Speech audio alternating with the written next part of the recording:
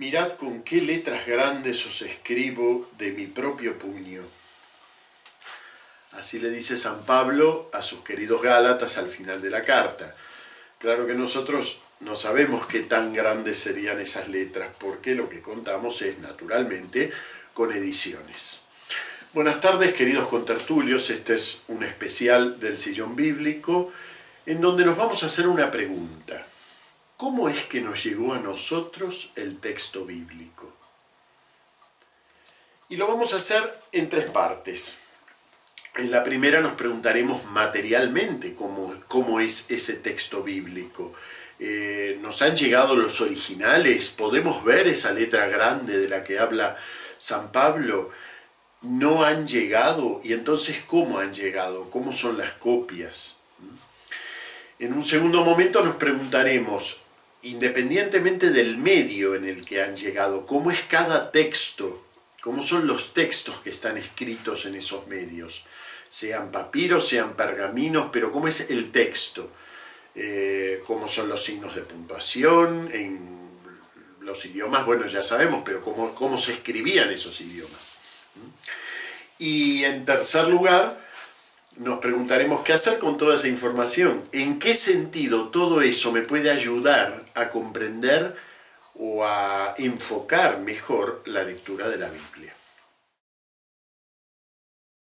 Lo primero que hay que señalar respecto de esto es algo muy importante, y es que no hay originales de ninguna obra bíblica. No tenemos esa carta escrita, manuscrita por San Pablo, en donde él les dice, miren con qué letra grande os escribo. Lo que tenemos son todas copias y copias de copias. Es importante agregar que en realidad eso no se ocurre con todas las obras de la antigüedad. No es que de la Biblia no hay originales, pero de Platón sí, no. No hay originales ni de Platón, ni de la Ilíada y la Odisea, ni de las tragedias de Sófocles, ni de la metafísica de Aristóteles, ni de ninguna de las obras antiguas. Todo nos ha llegado por copias, absolutamente todo. Y es más, de hecho diríamos que con la Biblia tenemos algunas ventajas, porque tenemos, por un lado, muchas copias, pero además, al ser escritura de un texto considerado por aquellos mismos que lo copiaban, considerado sagrado, el cuidado en la copia era mucho mayor. De algunos textos antiguos no tenemos tanta suerte. Por ejemplo, de un filósofo como Heráclito, hoy podemos ir a la librería y decir, me da la obra de Heráclito, y te van a dar un cuadernillo que dice fragmentos de Heráclito. Y entonces uno puede imaginar que, bueno, que esos fragmentos provienen de una obra que se ha perdido en parte, pero que esos son pedacitos de esa obra. En realidad no es así. Los fragmentos de Heráclito son todas citas que otros autores que dicen haber conocido la obra de Heráclito copiaron. O sea que ni siquiera sabemos en qué orden hay que leerlos. Así que bueno, el problema de recibir la obra antigua es un problema que se inscribe dentro de un universo cultural distinto del nuestro. ¿Por qué el hombre antiguo no estaba preocupado en conservar los originales? Bueno, la verdad es que no lo sabemos. Nosotros tenemos una sensibilidad distinta. Un novelista actual, así sea un novelista comercial cuya obra va a desaparecer dentro de 10 años, cuando termina su obra, toma todo el paquete de papel, lo pone adentro de una caja y le pone una etiqueta y dice el original de mi novela. Y a lo mejor tiene la suerte de que la novela es muy buena y dentro de 50 años hacemos un museo para venerar el original de la novela. Eso no está en la sensibilidad del hombre antiguo. Por supuesto, tiene que ver con que los soportes eran muy débiles, ¿verdad?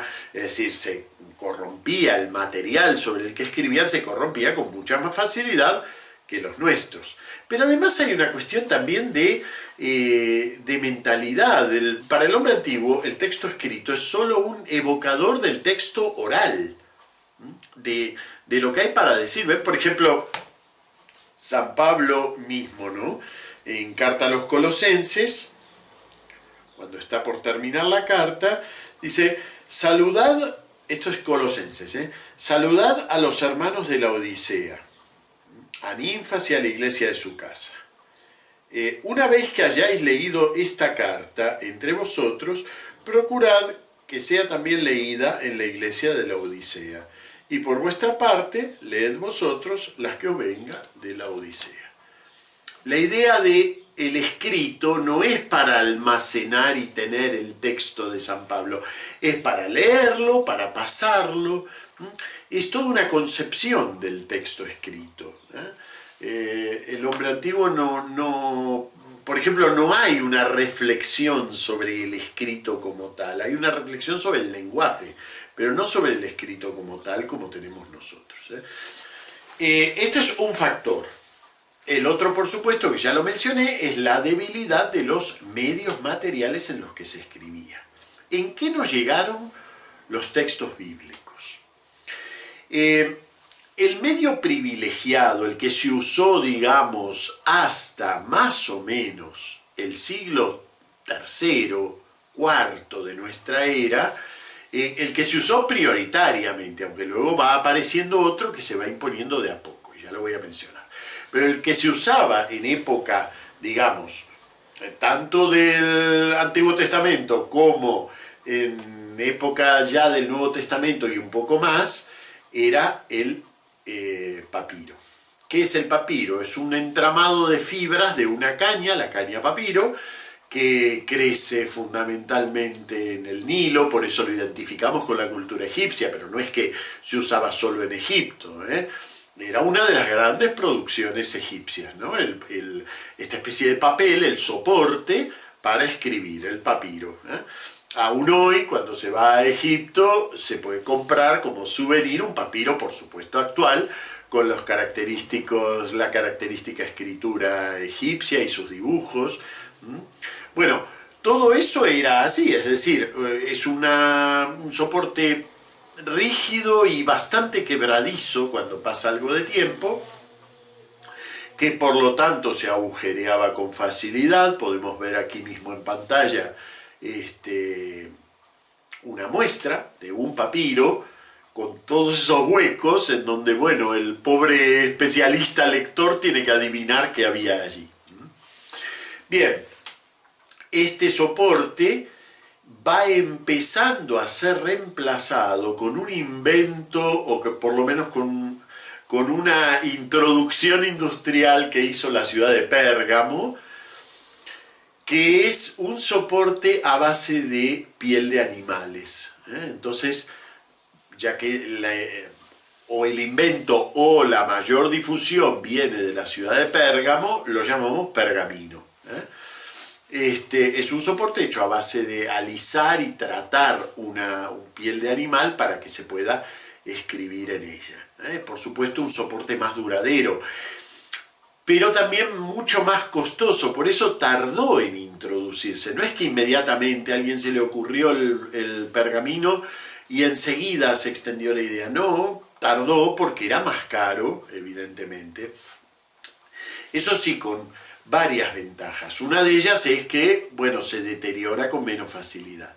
Y la otra es que, según el tipo de piel y según cómo sea el tratamiento, puede ser raspada y escrita de nuevo. Los pergaminos de esa característica, los que han sido raspados y escritos de nuevo, reciben un nombre técnico específico, que es palimpsesto. El palimpsesto tiene muchísima importancia para los especialistas porque con los medios técnicos actuales es posible acceder no solo a lo que está escrito, sino a lo que estuvo escrito, porque nunca se borra del todo. Entonces es posible con medios técnicos acceder a eso y claro, tiene la ventaja de que en un mismo soporte puede haber dos obras. En el caso de la Biblia hay manuscritos que provienen de lo borrado en el palimpsesto. Muy bien, esto se va introduciendo de a poco y coexisten durante siglos el papiro y el pergamino, aunque se puede decir que a partir del siglo V más o menos hay un gran declive del papiro en bien del pergamino, que va dominando el panorama de la escritura hasta que le pasa lo mismo con la introducción del papel.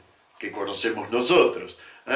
En el siglo X comienza a introducirse más o menos de a poquito hasta que domina el panorama, como es hasta ahora. Y quizás ahora estamos introduciendo de a poquito los bytes, y van dominando el panorama, pero de a poco. Bueno, muy bien. Eso en cuanto al soporte como tal. Ahora, ¿cómo era la forma de un libro? En la antigüedad y hasta el cambio de era, hasta la época de Jesús un poquito más,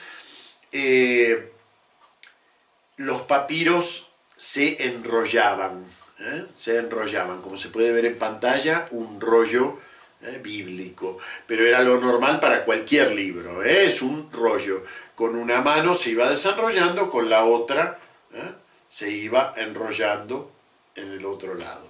Un sistema incómodo, no permitía marcar secciones y por lo tanto encontrar con facilidad un texto. Sin embargo, era tan tradicional y la gente estaba tan habituada a leer en rollos que tenía hasta su prestigio. De tal modo que hacia el cambio de era se inventa un nuevo modo, mucho más práctico, mucho más moderno, que sin embargo tardó muchísimo en incorporarse, en aceptarse socialmente, que es el formato que llamamos códice y que es nuestro libro. El códice, ¿qué son? Son hojas cortadas y cosidas de uno de sus costados, o sea, un libro.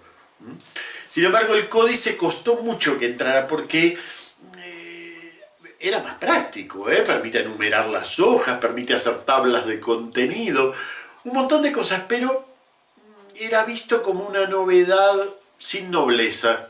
Le faltaba la nobleza, como ahora uno les dice, sí, yo leo el libro electrónico porque como no veo bien puedo agrandar la letra, en mi caso, y te dice, sí, pero es que el olor del papel, sí, claro, pero yo en el electrónico hago así y agrandé la letra, el de papel hago así y no hago nada.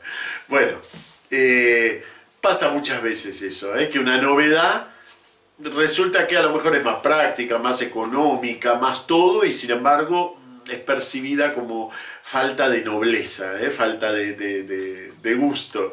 Bueno, eso le pasaba al formato códice, ¿no? ¿Y quién usó abundantemente el formato códice? No sabemos por qué, pero los primeros cristianos se aficionaron al códice. Y entonces se puede decir que los primeros códices, que los más extendidos, digamos, ya son códices con textos bíblicos o textos cristianos. Y claro, conforme la fe cristiana se fue ampliando, digamos, fue convirtiendo al mundo, también el formato códice fue extendiéndose. No tiene, por supuesto, ninguna relación intrínseca entre el códice y la fe cristiana, pero bueno, de hecho fue así, es decir, los cristianos se aficionaron al códice. La verdad es que nadie sabe exactamente por qué. Quizás simplemente por la facilidad para encontrar pequeños textos, ¿no? Que obviamente no vamos a comparar con tener que desenrollar todo un rollo. Bien, ¿cómo se clasifican esos manuscritos?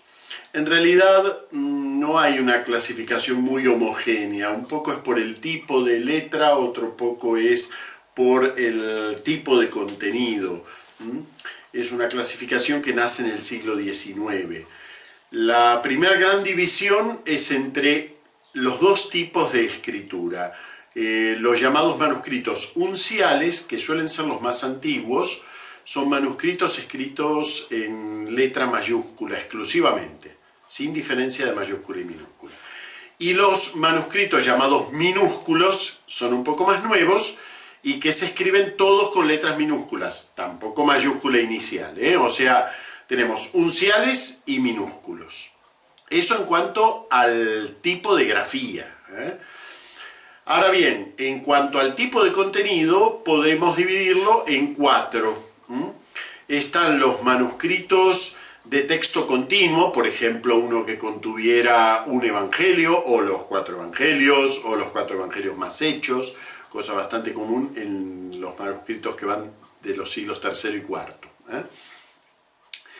texto continuo. En segundo lugar, y con mucha más abundancia, los llamados leccionarios, es decir, donde está el texto bíblico, pero no de manera continua, sino dividido en fragmentos que se usan en la lectura, generalmente litúrgica.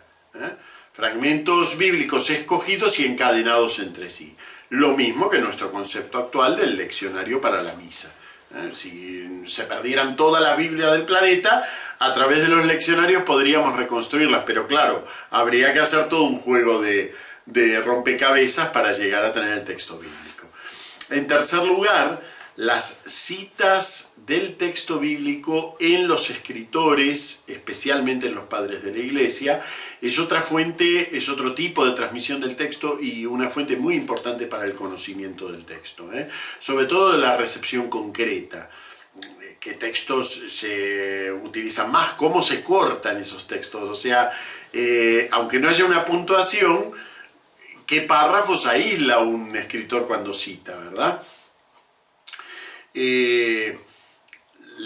Ya mencioné que no había en época antigua capítulos y versículos, por lo tanto los padres cuando citaban tenían que poner el fragmento de texto entero que querían. Es muy típico al leer a San Agustín o a San Jerónimo, a cualquiera de los grandes padres, encontrarse su texto tachonado de citas bíblicas. Y el cuarto medio de transmisión de los textos son las traducciones, traducciones a otros idiomas. Si se trata del Antiguo Testamento hebreo, las traducciones al griego son las típicas, pero también están las traducciones del Nuevo Testamento griego al siríaco, al etíope, al latín. Son traducciones que tienen su valor para el conocimiento del texto original, porque a través de ver cuáles fueron las opciones del traductor se puede recuperar o colegir cómo era el texto original. Las copias que nos han llegado del Nuevo Testamento, la verdad que están muy sólidamente ancladas en el tiempo, son cercanas, las más antiguas, son cercanas al original. Nos han llegado, aunque fragmentariamente, pero copias del siglo II, del siglo III.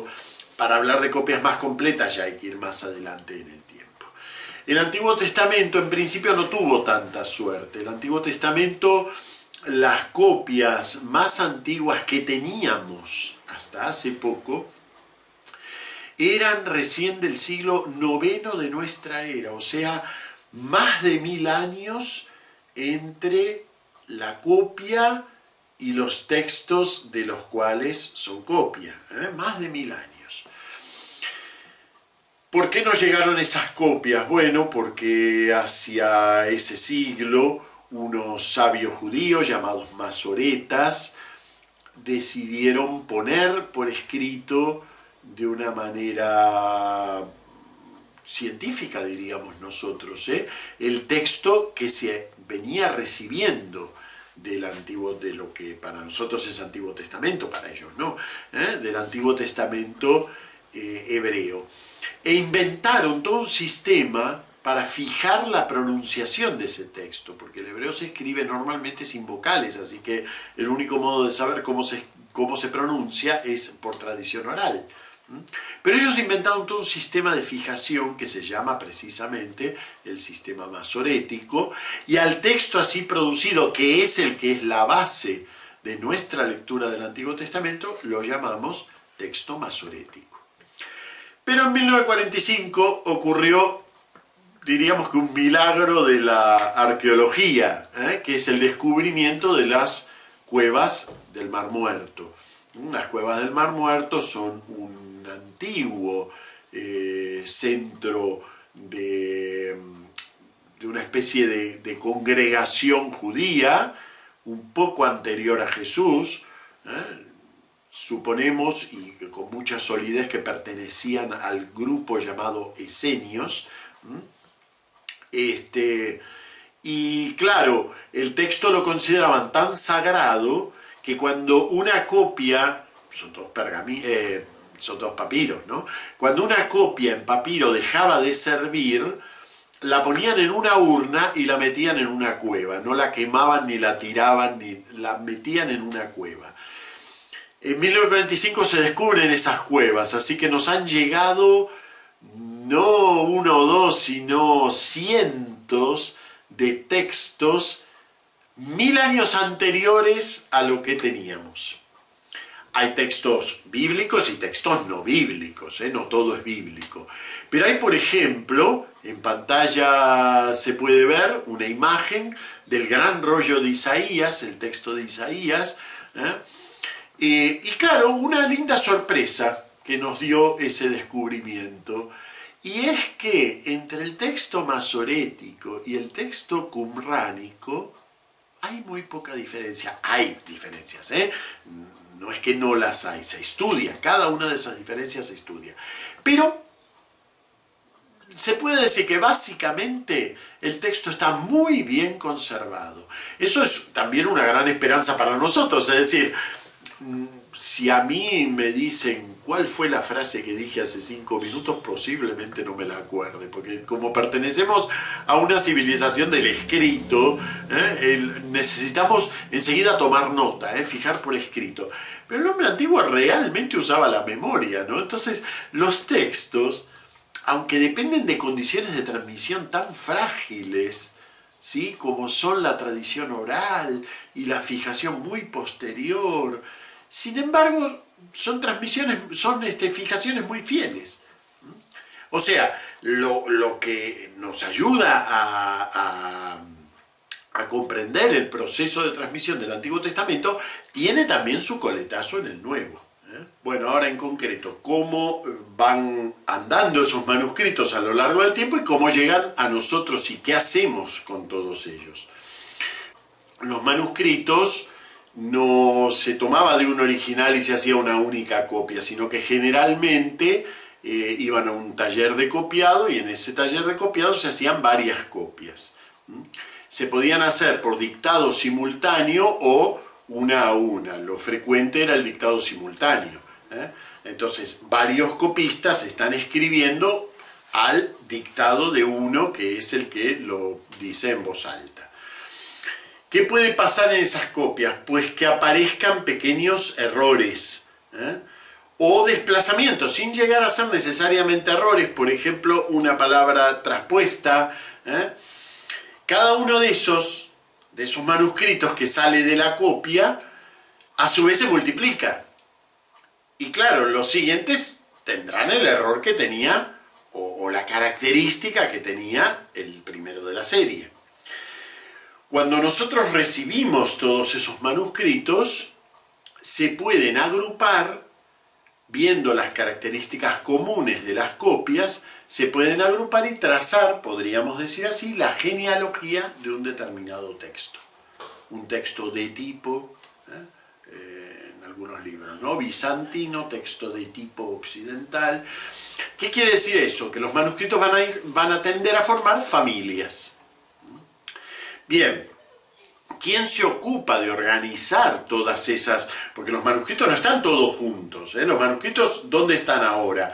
Pues uno está en el monasterio de Santa Catalina, el otro está en el Museo de Londres, el otro está en Norteamérica en el Museo de, no sé, de Washington, el otro está en el Vaticano.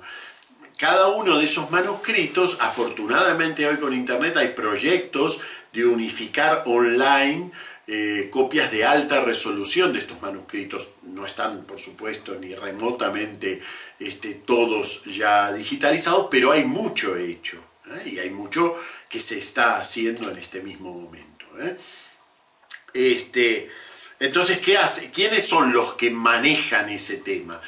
Una rama de la ciencia que nace en el Renacimiento, a la que llamamos crítica textual. Por supuesto, no trabaja solo con la Biblia. La crítica textual tiene que ver con la recuperación de los textos antiguos en general. Pero claro, la crítica textual aplicada a la Biblia tuvo y tiene un grandísimo desarrollo.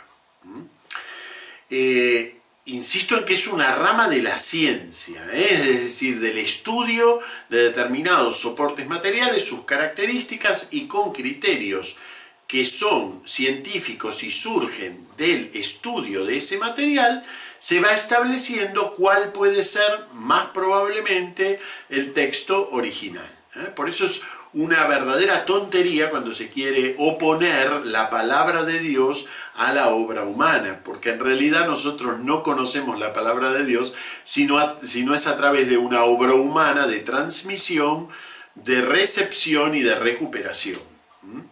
Bien, la crítica textual nace, digamos, con Erasmo, nace en el siglo XV con Erasmo, pero podríamos decir, nace mucho antes, ya de cuando un padre de la iglesia como Orígenes se da cuenta que las distintas traducciones griegas del Antiguo Testamento apuntaban a comprender cada una de una manera el texto hebreo y los pone todos en columnas para compararlos, ya eso es hacer crítica textual, pero no es todavía lo que podríamos decir una perspectiva científica.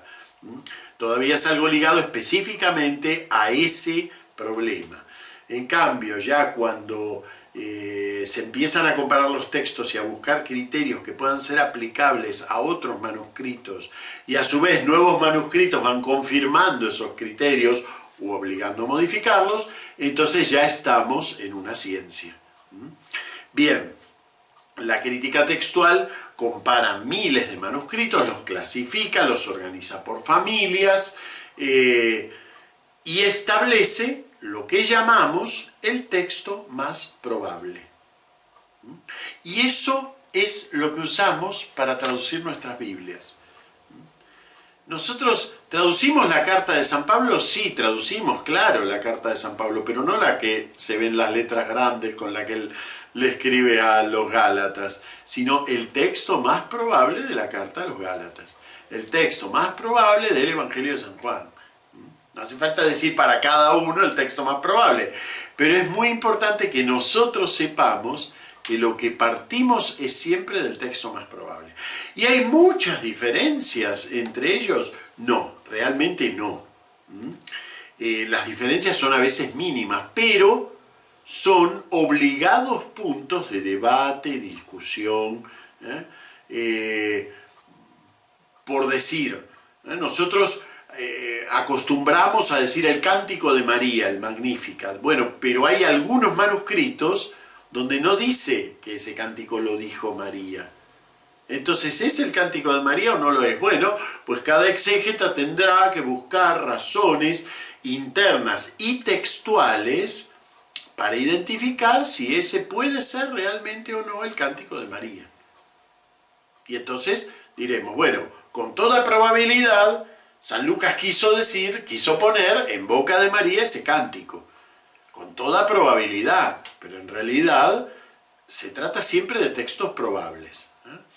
Las diferencias a veces son una conjugación verbal, un caso en un sustantivo, en fin, una preposición. No hay grandes diferencias. Obviamente, esto ya lo he dicho al principio, no va a haber un manuscrito en donde Jesús es Dios y otro en donde Jesús no es Dios. Pero sí que esos pequeños desplazamientos ayudan a que precisamente la lectura bíblica nunca se agote en una perspectiva de esto es lo que dijo el original y punto, cerrado, caso cerrado, no existe el caso cerrado. Para que se den una idea, esto es una edición crítica del Nuevo Testamento. El Nuevo Testamento griego, en la edición Nestle Aland, que es posiblemente la más prestigiosa en la actualidad. Aquí tenemos el texto, aquí tenemos las notas críticas. Estas notas son todos simbolitos, no son textos, son símbolos. Cada uno de ellos identifica una familia de manuscritos. Y entonces, en las notas, el editor crítico lo que dice es, de lo que yo estudié, el que puse arriba en el texto es el más probable para mí, pero te doy estas variantes, porque pueden ser. Y generalmente el crítico adopta algún sistema de clasificación de las variantes. Nos dice, a los que luego recibimos ese texto y por ejemplo lo usamos para traducir, nos dice, bueno, esta es más probable que aquella. o la que puse en el texto siempre tiene mayor probabilidad, o aclara que son textos que están equidistantes y que él optó por uno porque es el que le pareció, porque siempre hay que optar por uno. Bueno, junto con eso está también, en este caso no se nota mucho aquí tipográficamente, pero está también el aparato de puntuación, es decir, cómo considera el crítico que debe ser puntuado el texto. Siempre también en eso, el traductor tiene que evaluar las posibilidades, porque puede ser que algo que el crítico entendió como afirmación sea una pregunta. O como puse en el ejemplo de Corintios, algo que a lo mejor el crítico entendió que era una cita, era en realidad lo que San Pablo estaba afirmando. Bien, por lo tanto, las ediciones críticas no se detienen. Yo habré comprado hace 6-7 años, era la edición vigente, la 27ª del Nestlé Aland, y hace 2 o 3 años salió la 28ª. Bueno, cada tanto habrá que comprar una nueva. Eso es así, siempre. Hay que ir manteniendo, digamos, la actualización crítica del texto, no porque vaya a dar grandes saltos, pero siempre se resuelve algún problemita que queda pendiente de la vez anterior. Por ejemplo, el editor aclara que en el caso de la 27 y la 28 hay diferencias más que nada en la epístola de Santiago, mientras que entre la 26 y la 27 había muchas diferencias en los textos, muchas no son grandes cosas, pero había diferencias en el texto de los evangelios. Es importante pensar en un aspecto que es la cuestión de la confesionalidad de este proceso de establecimiento del texto. Bueno, no existe un original católico, un original protestante, un original ortodoxo. El establecimiento del texto, es decir, el tratar de alcanzar el texto más probable, es una obra conjunta de las distintas confesiones y se hace según criterios estrictamente científicos.